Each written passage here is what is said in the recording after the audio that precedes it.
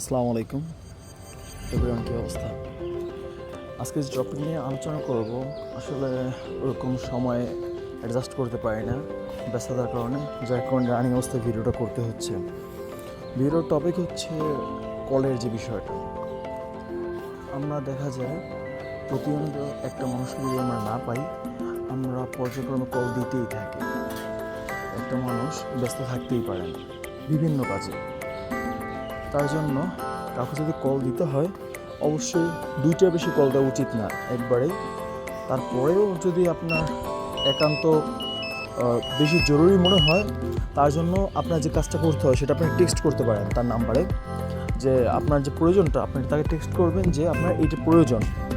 তাহলে দেখা যাচ্ছে সে যদি ব্যস্ত থাকে, ফ্রি হয়ে আপনাকে কল দিতে পারবে। তার জন্য এটা খুবই গুরুত্বপূর্ণ। কাউকে কল দেওয়ার ক্ষেত্রে দুইবারের বেশি কল দেওয়া উচিত না। আর বেশি জরুরি মনে করলে অবশ্যই টেক্সট দিয়ে রাখবেন, তাহলে আপনার জন্য ভালো হবে, যাকে কল দিয়েছেন তার জন্য পরবর্তী সময় ব্যাক করতে সুবিধা হবে। ভালো থাকবেন। আসসালামু আলাইকুম।